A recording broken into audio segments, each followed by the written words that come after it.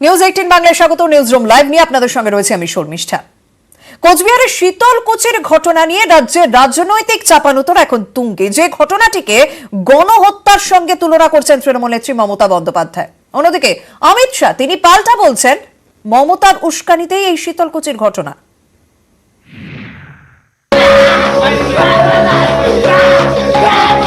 খুন করবার জন্যই খুন করেছো। It's a brutal murder, genocide, গণহত্যা, গণতন্ত্র হত্যা, ভোটের লাইনে লজ্জা লজ্জা লজ্জা। ভোট চতুর্থী রক্তাক্ত শীতলকুচির জোরপাটকির 126 নম্বর বুথে কেন্দ্রীয় বাহিনীর গুলিতে মৃত্যু হয় 4 জনের। ভোটের রাজনীতিতে ঝড়।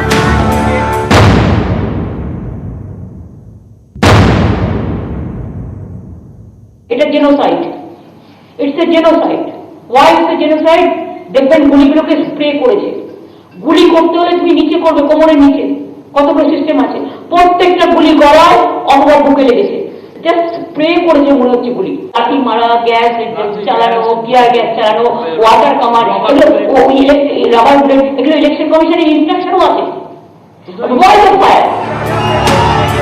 বিজেপির অভিযোগ মমতার উস্কানিতেই শীতলকুচিতে গুলি চলে।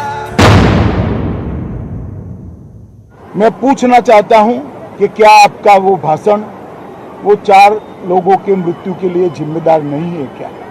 आपने उनको उकसाकर एक गोलीबारी का कारण दिया है।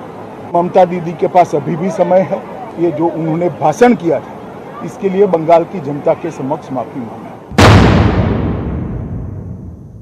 গতকালের ঘটনার জন্য খুবই দুঃখিত।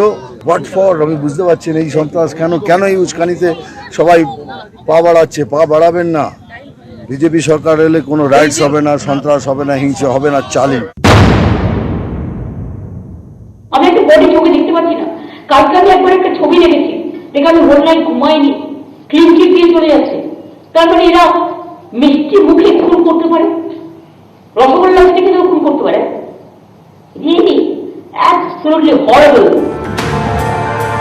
ভোট চলছে, ঝরছে রক্ত।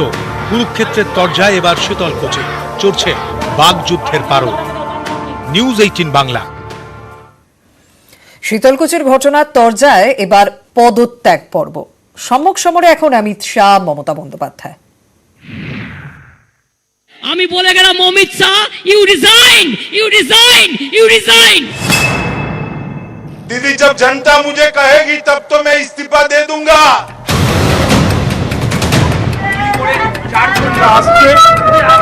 ভোটের দিন কোচবিহার রক্তাক্ত, প্রাণ যায় 5 জনের। মমতার নিশানায় শাহ।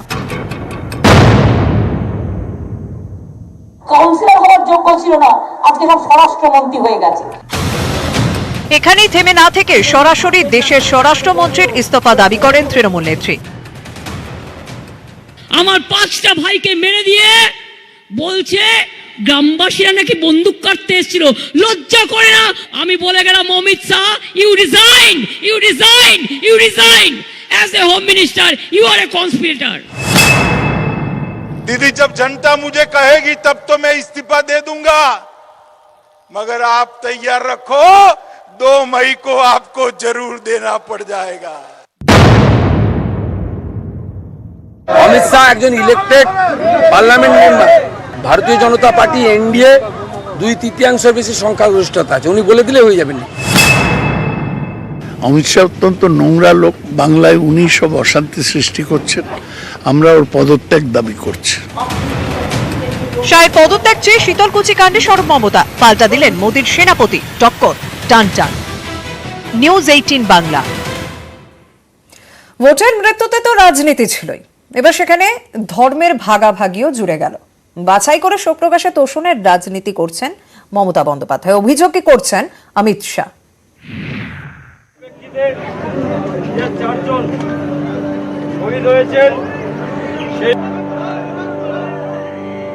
ওইখানে গিয়ে তো হঠাৎ করে গুলি মারে, সে তো মৃত্যু হয়ে গেল।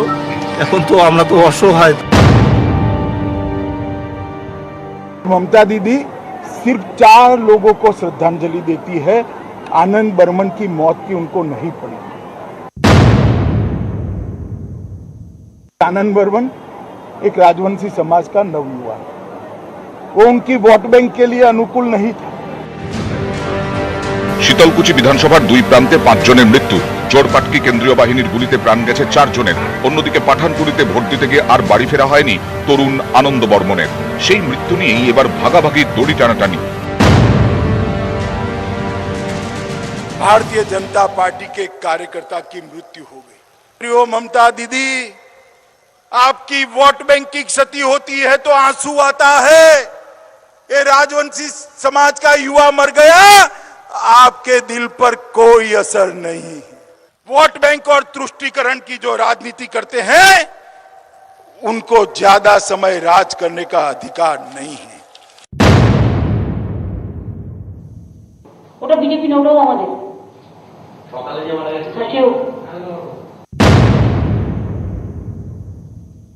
परंतु आनंद बर्मन पर ना एक भी आंसू बहाया, ना एक भी स्टेटमेंट किया, ना आज तक उसके मृत्यु पर श्रद्धांजलि या दुख व्यक्त किया।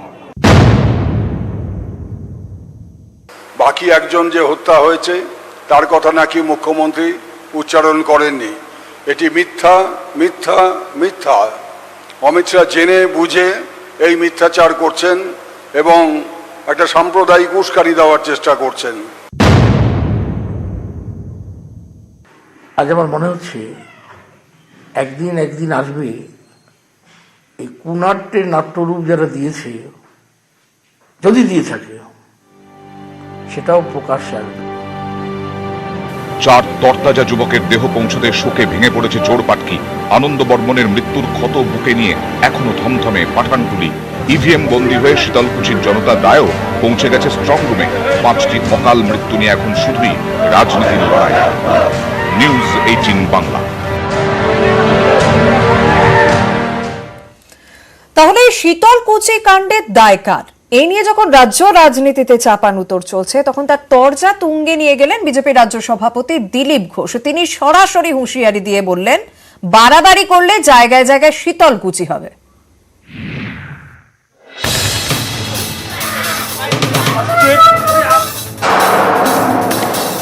জায়গায় জায়গায় শীতলকুচি হবে, জায়গায় জায়গায় শীতলকুচি হবে। শীতলকুচিতে 72 ঘন্টার জন্য নেতাদের প্রবেশ নিষিদ্ধ করেছে কমিশন। তবে বাংলার ভোট রাজনীতিতে এখন পুরোটাই শীতলকুচিময়। বাহিনীর গুলিতে 4 জনের প্রাণ গেছে, সেই ঘটনা টেনেই সুর চড়ালেন রাজ্য বিজেপি সভাপতি। সেন্ট্রাল ফোর্স বুথে থাকবে, কেউ লাল চোখে দেখাতে পারবে না। আর যদি বাড়াবাড়ি করে, শীতলকুচি দেখেছেন কি হয়েছে, জায়গায় জায়গায় শীতলকুচি হবে। দিলীপ ঘোষ একটা অসভ্য লোক, মনুষ্যেতর প্রাণী, ফ্যাসিস্ট। উনি ভয় দেখাচ্ছেন শীতলকুচি করে দেবেন, মানুষ ওকে কুচি কুচি করে বাংলা থেকে ফেরত পাঠিয়ে দেবে। আমি শ্রদ্ধেয় প্রধানমন্ত্রীকে হাত জোড় করে অনুরোধ করব, আপনাদের মধ্যে যদি ন্যূনতম মনুষ্যত্ব, মানবতা, বিবেকবোধ থাকে, দিলীপ ঘোষকে কালকে দল থেকে বহিষ্কৃত করুন। 4 জনের মৃত্যুর দায় কার? তৃণমূল বিজেপি চাপানুতরের মাঝেই ভাইরাল বিজেপি নেতা সায়ন্তন বসুর একটি পুরনো ভিডিও। সভায় সেই ভিডিওয়ে দেখাচ্ছেন যুব তৃণমূল সভাপতিও। সায়ন্তন বসু তিনি প্রকাশ্যে বলছে, সিআরপিএফ কে বলবো গুলি যেন বুক লক্ষ্য করে যায়। বুথ যদি দখল করতে আসেন, সেই শাহজাহান হোক আর আওরঙ্গজেব হোক, সিআরপিএফ কে বলে দেব গুলি যেন বুক লক্ষ্য করে যায়, গুলি যেন পা লক্ষ্য করে না যায়।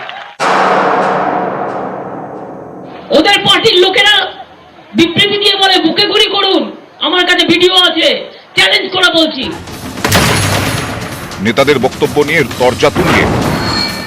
বিজেপি বলছে শীতলকুচি প্রসঙ্গ তুলে কোনো হিংসায় ইন্ধন দেননি দিলীপ। বুথ দখল, ভোট লুট রুখতে কড়া ব্যবস্থার কথা বলেছেন। সায়ন্তনের ভিডিওটি 2019-এর নির্বাচনের আগের। 4 দফায় ভোটে হিংসা দেখেছে বাংলা, রক্ত ঝরেছে, প্রাণ গেছে। বাকি আরো 4 দফা। রাজ্য জুড়ে একটাই প্রশ্ন, বাকি ভোট শান্তিতে হবে তো? নিউজ 18 বাংলা।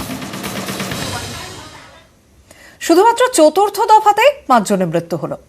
এখনো আরো 4 দফা বাকি রয়েছে। আর সেই দফাগুলির জন্য যখন প্রার্থীরা প্রচারে বেরোচ্ছেন, তখন তাদের উপর হামলার অভিযোগ উঠছে। যেমন মালদা। সেখানে কংগ্রেস প্রার্থী এবং সাংসদ আক্রান্ত হয়েছেন। তৃণমূলের বিরুদ্ধে সেই গাড়ি ভাঙচুরের অভিযোগ উঠছে, যদিও তৃণমূল কংগ্রেস অভিযোগ অস্বীকার করেছে।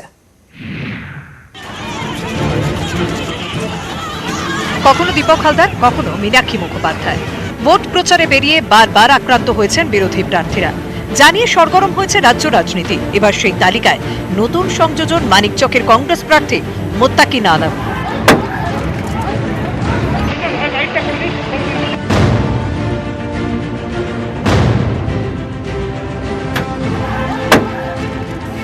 রবিবার সকালে ইংরেজবাজারে ভোটের প্রচারে যান মানিকচকের কংগ্রেস প্রার্থী মোত্তাকিন আলম এবং কংগ্রেস সাংসদ আবু হাসেম খান চৌধুরী। অভিযোগ, প্রচার থেকে ফেরার পথে নঘরিয়া এলাকায় তাঁদের উপর হামলা হয়, তাদের গাড়ি ভাঙচুর করা হয়, হুমকিও দেওয়া হয়। অভিযুক্ত তৃণমূলের প্রধান জাহিদুল, তার নেতৃত্বে কিছু গুন্ডা বাহিনী এবং তাদের হাতে আপনারা দেখবেন যে ফ্ল্যাগ আছে, ফ্ল্যাগ নিয়ে আমার গাড়িটা তো ভেঙে শেষ করে দিয়েছে এবং আমার শরীরেও আঘাত করেছে। ডালুবাবুর গাড়িতে আঘাত হয়েছে। কারা ভাঙচুর করেছে?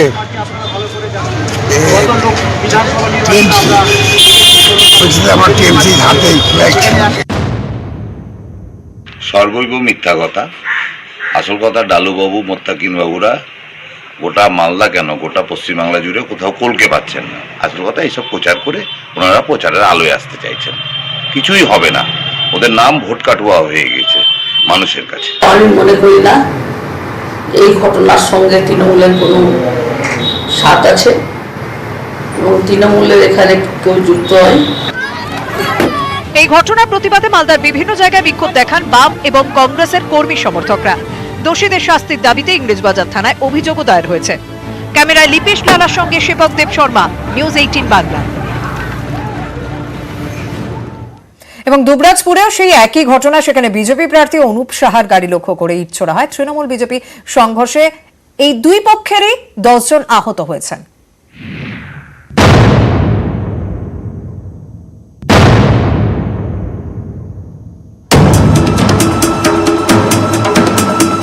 প্রচারে বেরিয়ে আক্রান্ত বীরভূমের দুবরাজপুরের বিজেপি প্রার্থী অনুপ সাহা। রবিবার তিনি লোকপুর থানা এলাকায় ভাদুলিয়া গ্রামে প্রচারে যান। প্রচার শুরুর কিছুক্ষণের মধ্যেই তৃণমূল কর্মীরা প্রার্থীর গাড়ি লক্ষ্য করে ইট ছুড়তে শুরু করে।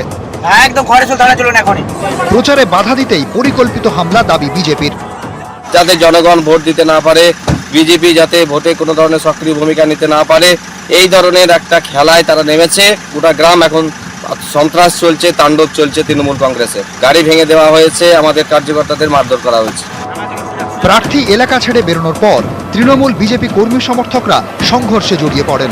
সংঘর্ষে উভয় পক্ষে 10 জন আহত হয়েছেন। তৃণমূলের দাবি, বিজেপি কর্মীরা তাদের উপর হামলা করেছে। বিজেপির যে প্রার্থী, আমাদের এই যে সমস্ত কর্মী ভাইরা রয়েছেন, তাদের বাড়িতে ঢুকে তাদেরকে জোর করে তার প্রচারে নিয়ে যাওয়ার জন্য কথা বলে, তারা অস্বীকার করায়। তার যে সাথে গুন্ডা বাহিনী, তাদেরকে দিয়ে এদেরকে প্রচন্ডভাবে মারধর করে, এমনকি মহিলাদেরকেও রেয়াত করেনি। পঞ্চম দফা ভোটের আগে বিভিন্ন জায়গায় প্রার্থীর ওপর হামলা বা প্রচারে বাধা দেওয়ার ঘটনা ঘটছে। দুবরাজপুর নতুন সংযোজন। উভয় পক্ষই লোকপুর থানায় অভিযোগ দায়ের করেছে। বীরভূম থেকে সুপ্রতিম দাস, নিউজ 18 বাংলা। এ রাজ্যে যেভাবে করোনা বাড়ছে তার গ্রাফ ক্রমশ যেরকম ঊর্ধ্বমুখী, তাতে উদ্বেগও বাড়ছে। আজই শুধুমাত্র আক্রান্তের সংখ্যা ছাড়ালো 4000। চিন্তা রাখছে বিশেষ করে কলকাতা, উত্তর 24 পরগনা। রাজ্যে ভোটের উত্তাপ, শিখে উঠেছে দূরত্ববিধি, কমেছে মাস্কের ব্যবহার। এমন আবহে ফের বাড়ছে উদ্বেগ। রাজ্যে বাড়ছে করোনা। রবিবার স্বাস্থ্য দপ্তরের বুলেটিনে উঠে এসেছে সেই ছবি। একদিনে করোনা আক্রান্ত 4398। গত 24 ঘন্টায় মৃত্যু হয়েছে 10 জনের। গত 24 ঘন্টায় করোনা আক্রান্তের সংখ্যায় চিন্তা বাড়িয়েছে কলকাতা। দ্বিতীয় স্থানে উত্তর 24 পরগনা। কলকাতায় করোনা আক্রান্তের সংখ্যা 1109, উত্তর 24 পরগনায় 1047, হাওড়ায় করোনা আক্রান্ত 293, মুর্শিদাবাদে 203। করোনা দ্বিতীয় পর্যায়ে হাসপাতালে ভর্তি হওয়ার ক্ষেত্রেও বাড়ছে সমস্যা। এমআর বাঙুর হাসপাতালে করোনা বেডের সংখ্যা 441, খালি নেই একটিও। বেলেঘাটা আইডি হাসপাতালে করোনার বেড 165টি, খালি রয়েছে 26টি। কলকাতা মেডিকেল কলেজে করোনার বেড রয়েছে 300টি, যেখানে খালি রয়েছে 72টি। এনআরএস এ করোনা বেডের সংখ্যা 110, ফাঁকা 73টি। করোনা মোকাবিলায় রাজ্যে চলছে প্রতিষেধক দেওয়ার কাজ, কিন্তু তথ্য বলছে 1 এপ্রিল থেকে করোনা আক্রান্তের সংখ্যা বেড়েছে উত্তরোত্তর। উঠেছে করোনার দ্বিতীয় পর্যায়ের ঢেউ। অভিজিৎ চন্দ্র, নিউজ 18 বাংলা।